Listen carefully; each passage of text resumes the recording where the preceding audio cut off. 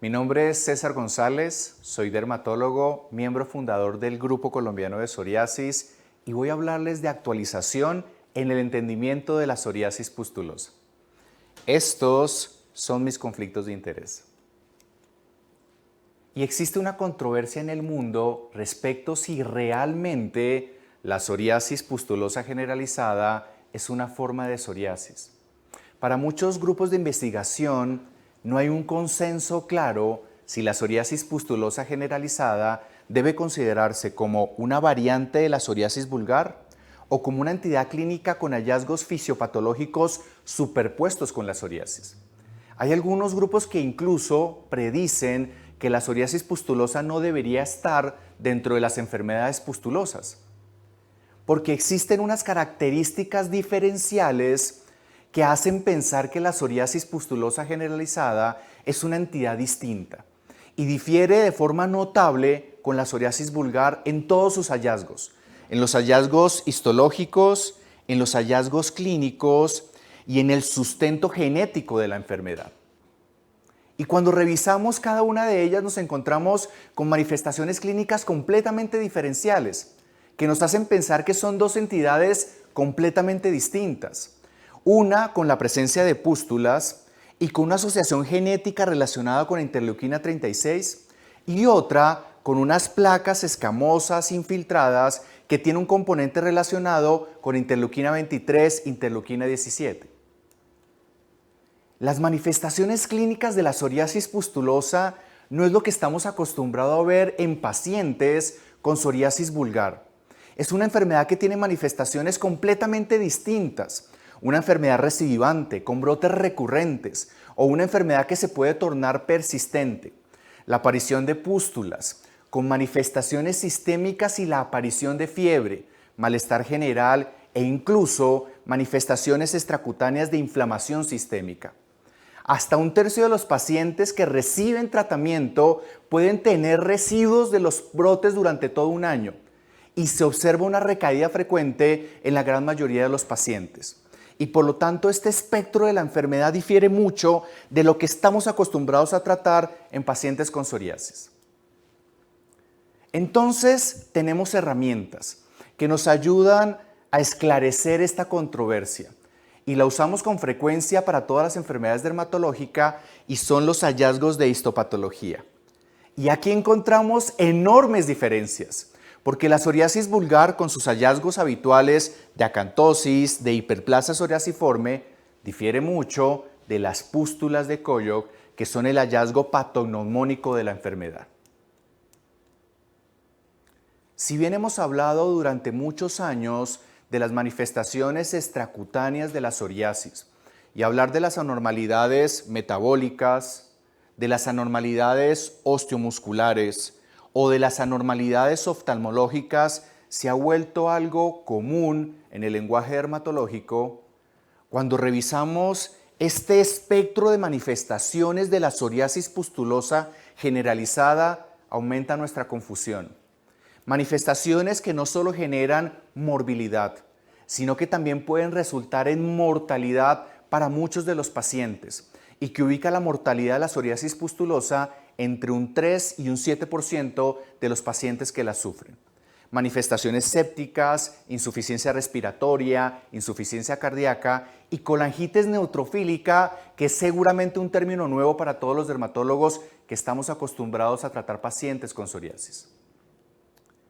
Y es que incluso dentro del grupo de las psoriasis pustulosas, ellas mismas difieren ampliamente de sus características clínicas, fenotípicas y genéticas, con una edad de presentación distinta para la psoriasis pustulosa generalizada versus las formas localizadas y con un perfil genómico absolutamente diferencial incluso para diferentes etnias o diferentes grupos poblacionales. Y por lo tanto, las manifestaciones fenotípicas de la psoriasis pustulosa son bastante variables y cada diferencia genética tiene una expresión clínica particular que puede ser incluso diferencial del grupo poblacional que estemos estudiando. Pero afortunadamente la inmunogenética, la inmunohistoquímica nos dan algunas luces de la relación que puede haber entre todas estas enfermedades. y empezamos a ver cierta correlación genómica a partir de los hallazgos y las mutaciones respecto a interleuquina 36, a CAR14 y a P1S3, que pueden ser unas líneas de relación cercana entre todas las manifestaciones de la psoriasis pustulosa. Pero aquí probablemente encontramos uno de los hallazgos más interesantes. Las mutaciones del gen relacionado con el receptor antagonista de la interleuquina 36, que conduce a una disfunción de la interleuquina 36 y una pérdida de la activación controlada de esta quimoquina, que genera una producción de citoquinas proinflamatorias por parte de los queratinocitos. Y esto no solo ha sido identificado en mutaciones de familias con psoriasis pustulosa generalizada, sino también en casos esporádicos. Y este hallazgo permite que se haga conciencia de la importancia que tiene la interleuquina 36 en la fisiopatología de la psoriasis pustulosa generalizada. Pero es en la inmunohistoquímica en donde encontramos los puntos de confluencia que nos permiten entender que la psoriasis vulgar y la psoriasis pustulosa generalizada sí tienen varios hallazgos y varias similitudes. Y aunque entendemos que existe una alta expresión de las isoformas de interleuquina 36 en los pacientes con psoriasis pustulosa, también podemos ver esta expresión de interleuquina 36, alfa y gamma en los pacientes con psoriasis vulgar. ¿Qué entendemos hoy día entonces de la fisiopatogenia de la psoriasis pustulosa generalizada?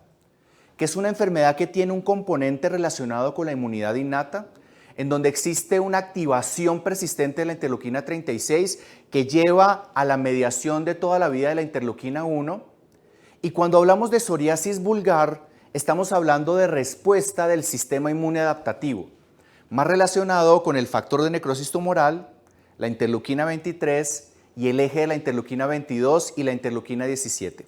Pero ambas enfermedades tienen unas vías inflamatorias comunes, con citoquinas comunes y con células inflamatorias que las relacionan íntimamente y que son las responsables de los hallazgos histopatológicos que vemos en cada una de las enfermedades. Y tenemos más evidencia de la relación entre la psoriasis pustulosa y la psoriasis vulgar. Recientes estudios han demostrado una mayor expresión de los genes dependientes de interleuquina 36 en la sangre de los pacientes que tienen psoriasis pustulosa, pero también de los pacientes que tienen psoriasis vulgar.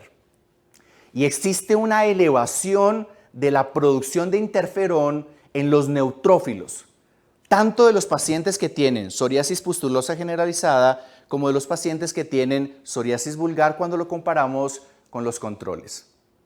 Y creemos que esta es la vía común de activación, que ambas enfermedades, tanto la psoriasis vulgar como la psoriasis pustular generalizada, tienen una alteración relacionada con interleuquina 36. Para la psoriasis vulgar, una sobreregulación, mientras que para la psoriasis pustulosa generalizada es una alteración respecto a la mutación de la interleuquina 36.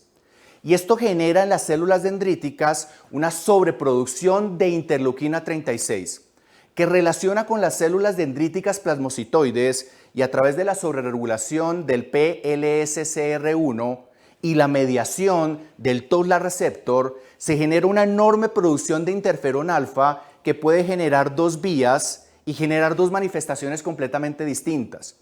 En la psoriasis vulgar, una inflamación sistémica crónica, y en la psoriasis pustulosa generalizada, un brote sistémico agudo de la enfermedad. Las guías japonesas hablan cuál sería la estrategia terapéutica apropiada para tratar los pacientes con psoriasis pustulosa generalizada. Y si logran advertir, la mayor parte de la evidencia es baja para los tratamientos que usamos habitualmente en nuestros pacientes con esta difícil enfermedad. Pero lo que advierten los estudios es que probablemente el tratamiento convencional más usado hace referencia a los retinoides, que pueden llegar a usarse entre el 35 y el 40% de los pacientes con psoriasis pustulosa generalizada. Y la eficacia, aunque es variable dependiendo de los estudios, y hay pocos estudios, puede ser tan alta como llegando al 80% en los pacientes con esta enfermedad. pero con el resto de opciones terapéuticas que tenemos para tratar psoriasis pustulosa y psoriasis vulgar, el comportamiento terapéutico es absolutamente errático. Con ciclosporina la eficacia puede ser entre el 30 y el 80%, para metrotexate entre el 11 y el 70%, para esteroides que estarían absolutamente contraindicados en un paciente con psoriasis vulgar entre el 15 y el 65%, y fototerapia en un espectro muy amplio que puede pasar del 3% al 75% de efectividad en psoriasis pustulosa generalizada. Los hallazgos histopatológicos que hemos tenido nos han permitido advertir que probablemente existiría un espacio para la terapia biológica de uso efectivo en los pacientes con psoriasis pustulosa. Y este cuadro fisiopatogénico de la enfermedad describe ciertos pasos en los cuales podría ser útil uno u otro de los mecanismos que usamos habitualmente en los tratamientos biológicos para psoriasis. Este es un cuadro recientemente publicado que resume cuál sería la eficacia de diferentes tratamientos biológicos usados para tratar pacientes con psoriasis pustulosa. Y en esencia reportan una eficacia por encima del 60%. Llama la atención la eficacia de interleuquina 12-23, pero también llama la eficacia una relación directa con la alta expresión de psoriasis vulgar sumada a la psoriasis pustulosa en los pacientes en los cuales fue usado este tipo de tratamiento. Y también la eficacia, un poco menos en respuesta parcial, de los anti-interleuquina 1. Hay una activación descontrolada de la interleuquina 36 en la psoriasis pustular y eso ha permitido que se construyan anticuerpos monoclonales dirigidos contra la interleuquina 36, entendiendo que hoy existe una activación descontrolada en la vía de la interleuquina 36 de la psoriasis pustulosa. Entendiendo que existe una activación descontrolada de la vía de la interleuquina 36 en la psoriasis pustulosa, tenemos dos anticuerpos dirigidos contra interleuquina 36, spesolimab e imsidolimab. El primero con 5 ensayos clínicos de fase 1 y 3 de fase 2, y el segundo con un estudio de fase 1 y un estudio de fase 2. Con imsidolimab, 2 dosis para evaluar la respuesta terapéutica y muestra unos hallazgos interesantes. 6 de los 8 pacientes incluidos persistieron en el estudio. Hubo una reducción de los biomarcadores de inflamación sistémica en 5 de los 6 pacientes que terminaron el periodo de observación y no se observaron efectos graves en los 6 pacientes que persistieron en el estudio, con una mejoría por encima del 90% de las lesiones clínicas. Spesolimab tiene un estudio de fase 1 de dosis única para evaluar las reacciones adversas y también para evaluar la eficacia, con un buen perfil de seguridad, sin efectos severos o graves que requirieran alguna sustracción de los pacientes del estudio, y una respuesta clínica bastante interesante, resaltando en aquellos que tienen alteraciones en la mutación del antagonista receptor de la interleuquina 36, pero también en los pacientes que no tienen esta mutación. Una respuesta importante en los términos de área de psoriasis pustular generalizada, pero también una mejoría en la evaluación global por el médico tan rápido como en la primera semana y persistente en todos los pacientes a lo largo de las 4 semanas. Lo que entendemos con estos nuevos medicamentos, con spesolimab, es que una única dosis permitió una regulación de los biomarcadores TH1, TH17, de los neutrófilos y de la vía de la interleuquina 36. Una sola dosis permitió la normalización de los biomarcadores de las vías inflamatorias, de los neutrófilos y de TH17, y estos cambios se asocian con mejoras clínicas representativas y rápidas en los pacientes que recibieron la medicación. Y por lo tanto, hoy tenemos este resumen del programa clínico de spesolimab que probablemente nos va a dar luces en muy corto plazo y que va a haber una puerta bastante interesante para mejorar la expectativa, la calidad de vida y las lesiones clínicas de nuestros pacientes con psoriasis pustulosa generalizada. Muchísimas gracias.